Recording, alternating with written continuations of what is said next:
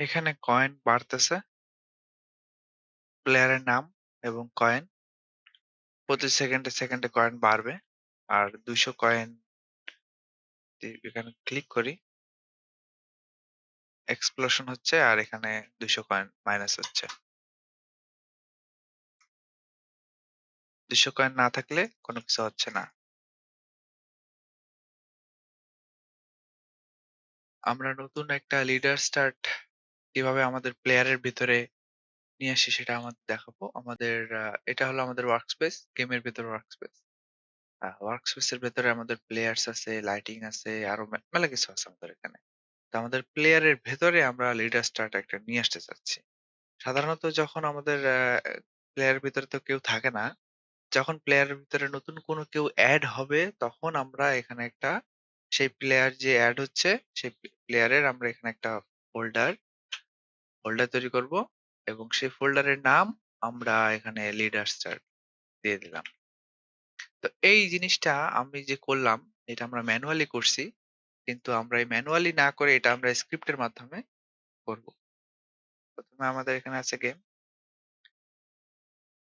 এই ফুল স্টপের চিহ্নের মাধ্যমে আমরা বুঝাচ্ছি যে ভেতরে কি আছে। তো গেমের ভেতরে প্লেয়ার, তার ভেতরে যদি কোনো প্লেয়ার অ্যাড হয় তখন আমাদের কানেক্ট হচ্ছে।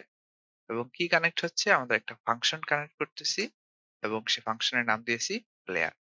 প্রথম লাইনটা আশা করি সবাই বুঝতে পারছেন।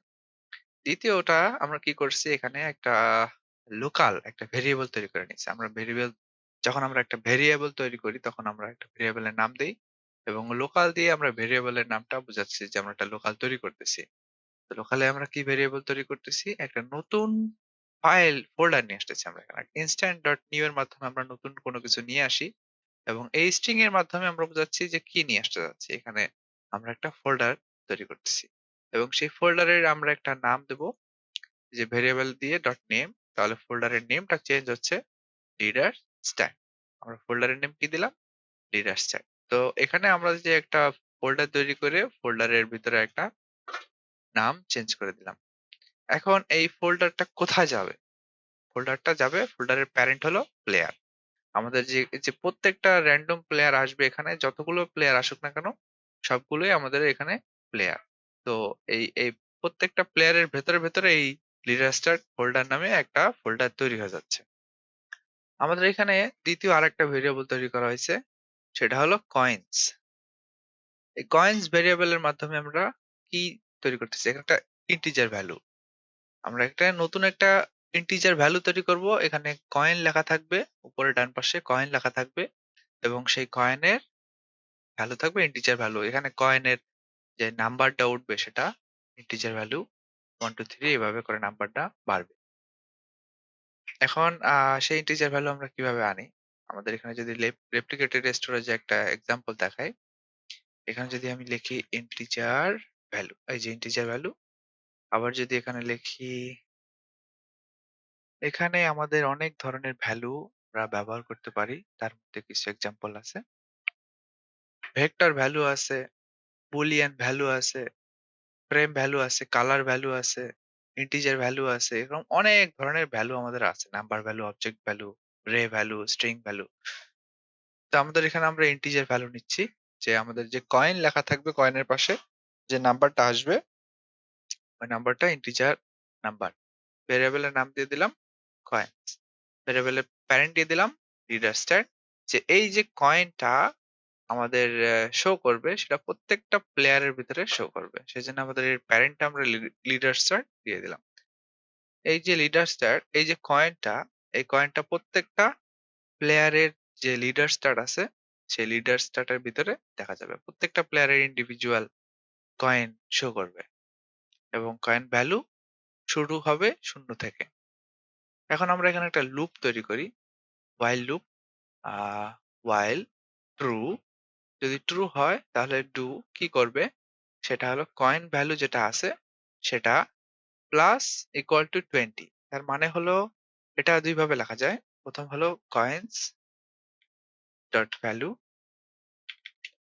আর এখানে যদি সমান সমান দেই কয়েন্স ডট ভ্যালু প্লাস 20। আমরা যদি এভাবে লিখি তাহলেও হয়। আর এটাকে যদি শর্টকাট ভাবে আমরা লিখতে চাই তাহলে এর নিচের এভাবে লিখতে পারি। কয়েনস ডট ভ্যালু, যে ভ্যালু আছে সেই ভ্যালুর সাথেই 20 যোগ হয়ে নতুন ভ্যালু আসবে। এখানে ওয়েট ১ সেকেন্ড, তার মানে প্রতি সেকেন্ডে এটা বাড়বে। ১ সেকেন্ড পর, পর ২০ করে বাড়তে থাকবে। পার্ট নিয়ে নেই, স্ফেরিক্যাল শেপ, একটা কালার দিয়ে দেই লাল। মুভ টুলের মাধ্যমে যদি আমি এরকম মুভ করি তাহলে এটা একটা বাটনের মতো দেখাচ্ছে। এখন এই যে বাটন প্রপার্টি আছে পার্ট, এই পার্টের আমরা নাম দিলাম বাটন। যেকোনো একটা নাম দিলাম যাতে চেনা যায় যে এই বাটনটাই তৈরি করছি আমরা। এই বাটনে আমরা স্ক্রিপ্ট করব। এই বাটনেই আমরা একটা স্ক্রিপ্ট তৈরি করব, সেটা হলো ক্লিক ডিটেক্টর। এই বলটাকে অবশ্যই আমাদের এখানে অ্যাঙ্কর তৈরি করে দিতে হবে। নিচে এখানে অ্যাঙ্কর আছে, অথবা এখানে অ্যাঙ্কর আছে। যেকোনো ভাবে আমরা অ্যাঙ্কর করে রাখলাম যাতে যেভাবে যে পজিশনে রেখেছি সেই পজিশনে এটা থাকবে। ক্লিক ডিটেক্টরের কাজ হলো, যখন আমরা একটা ক্লিক ডিটেক্টর তৈরি করি তখন যখন আমরা এখানে গেম প্লে করব তাহলে এই বলের কাছে যখন মাউস পয়েন্টার নিয়ে আসবো তখনই আমাদের এই ক্লিক চিহ্ন দেওয়ার অপশন চলে আসতেছে। এটাই হলো ক্লিক ডিটেক্টর। এখন এই ক্লিক ডিটেক্টর তৈরি করার পরে এখানে আমরা এই ক্লিক ডিটেক্টরের একটা পার্সোনাল স্ক্রিপ্ট এখানে তৈরি করব। আর এখানে যেকোনো একটা আমরা নাম দিয়ে দিতে পারি, অথবা যেভাবে আছে সেভাবেই থাক। এখন আমরা এখানে একটা স্ক্রিপ্ট তৈরি করব যে এই ক্লিক ডিটেক্টরে ক্লিক করলে আমাদের কি হবে। তো প্রথমেই আমাদের কোডের স্ক্রিপ্ট শুরু হবে স্ক্রিপ্ট ডট প্যারেন্ট, কারণ এটা হলো পার্সোনাল স্ক্রিপ্ট। তারপরে আছে মাউস ক্লিক। মাউস ক্লিক করলে কি হবে? কানেক্ট হবে, ফাংশনের সাথে কানেক্ট হবে, এবং সেই ফাংশনের নাম দিলাম প্লেয়ার। প্রত্যেকটা ইন্ডিভিজুয়াল প্লেয়ার যে প্লেয়ারটা ক্লিক করতেছে সেই প্লেয়ারের সাথেই কানেক্ট হবে। মাউস ক্লিক করলে কানেক্ট হচ্ছে। এখানে আমরা ভিতরে একটা কন্ডিশন দিয়ে দিচ্ছি, ইফ কন্ডিশন। প্রথমে আমরা এই কন্ডিশন দিয়ে দেখব যে সেই প্লেয়ারের লিডার স্টার্ট আছে কিনা। আমরা যে লিডার স্টারটা তৈরি করেছি সেই লিডার স্টারটা প্রত্যেকটা প্লেয়ারের কাছেই থাকার কথা। আর যদি কোনো কারণে ওই প্লেয়ারের কাছে লিডার স্টার্ট না থাকে তাহলে এই কন্ডিশনটা কাজ করবে না। তো প্রথমেই আর কি এই আমাদের লিডার স্টারটা আমরা চেক করে নেব যে প্লেয়ারের কাছে লিডার স্টার্ট আছে কিনা। তো শুরুতে লিখবো player find first child leader start. এটা আছে এই লিডার স্টারটা প্লেয়ারদের আছে কিনা এটা চেক করব। যদি না থাকে তাহলে এখানে এলস কোড নট ফাউন্ড। আর এখানে উপরে এখানে আমরা আরেকটা কন্ডিশন তৈরি করে দিয়েছি, সেটা হলো কি, সেটা হলো যদি প্লেয়ারের কাছে 200টার বেশি কয়েন থাকে তাহলে এটা অ্যাক্টিভেট হবে, না হলে হবে না। এই কন্ডিশনের ভিতরে আমরা আরেকটা কন্ডিশন দিয়ে দিয়েছি। আমাদের এখানে কিভাবে দিয়েছি, প্লেয়ার যে প্লেয়ারটা ক্লিক করবে সেই প্লেয়ারের লিডার স্ট্যাটের ভিতরে যে কয়েন আছে সেই কয়েনের ভ্যালু কি greater than or equal to 200। যদি 200 হয় অথবা 200 এর বেশি কয়েন থাকে তখনই এটা অ্যাক্টিভেট হচ্ছে। আর যদি না হয় তাহলে কি হবে, নট এনাফ কয়েন এই লেখাটা আসবে। তো আশা করি আমরা বুঝতে পারছি। ভিতরে কোডে আমরা লিখেছি, প্রথমে একটা ভেরিয়েবল তৈরি করেছি এক্সপ্লোশন। আমরা কয়েনে যখন ওই অবজেক্টটাতে ক্লিক করব একটা এক্সপ্লোশন হচ্ছে। আমরা এখানে যে কোনো কিছু এখানে আমরা যেহেতু ইম্পোর্ট করেছি একটা এক্সপ্লোশন, আমরা এখানে অনেক কিছু ইম্পোর্ট করতে পারি। একটা পার্ট ইম্পোর্ট করতে পারি, একটা গেমের ভিতরে যত ইম্পোর্টার অপশন আছে আমরা যেকোনো কিছু ইম্পোর্ট করতে পারি ইনস্ট্যান্সের মাধ্যমে। তো প্রথমে আমরা একটা লোকাল ভেরিয়েবল তৈরি করে নিলাম ইনস্ট্যান্স এক্সপ্লোশন। এবার এক্সপ্লোশনের প্যারেন্ট কোথায় হবে, এক্সপ্লোশনটা আমাদের গেমের ভেতরে হবে, সে কারণে গেম ডট ওয়ার্কস্পেস আমরা এখানে দিয়ে দিলাম। এরপরে আমাদের এখানে এক্সপ্লোশনের পজিশনটা কোথায় হবে, এক্সপ্লোশনের পজিশনটা আমরা দিব অবশ্যই, কারণ বাই ডিফল্ট এর পজিশনটা আমাদের গেমের সেন্টারে চলে যায়।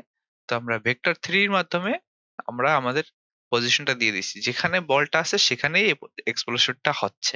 এই পজিশনের লোকেশনটা কোথায় পাবো আমরা, আমাদের এই যে বলটা আছে বলের উপরে ক্লিক করলেই আমাদের নিচে এখানে পজিশন আছে, অরিজিন পজিশন, এই ভ্যালুটা আমরা কপি করে নিছি। কারণ এই বলটা যেখানে আছে সেখানে আমরা এক্সপ্লোশন চাচ্ছি।